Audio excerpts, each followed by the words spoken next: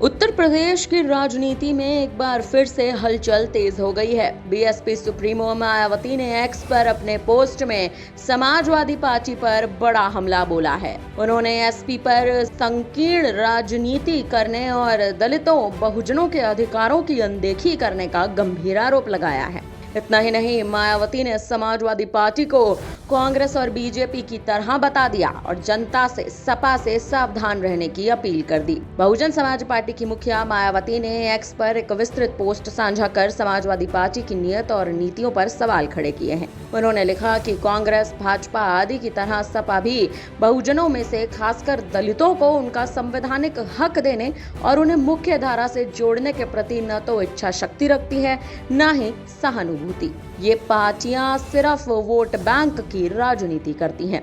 मायावती ने समाजवादी पार्टी पर बीएसपी से विश्वासघात करने का भी आरोप लगाया। उन्होंने समाजवादी पार्टी पर 2 जून को बीएसपी नेतृत्व पर हमले, प्रमोशन में आरक्षण बिल फाड़ने और बहुजन महापुरुषों के सम्मान में बनाए गए संस्थानों के नाम बदलने जैसे तमाम कई गंभीर आरोप लगाए हैं। उन्होंने कहा कि ये सभी घटनाएं घोर जातिवाद कृत्य हैं और इन्हें माफ नहीं किया जा सकता।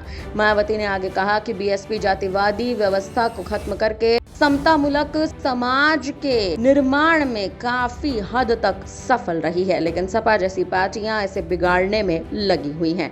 मायावती ने यह भी आरोप लगाया कि सपा कभी भी दलितों और बहुजनों की सच्ची हितैषी नहीं हो सकती, बल्कि वोट बैंक के लिए इन समुदायों को सिर्फ छलती रही है।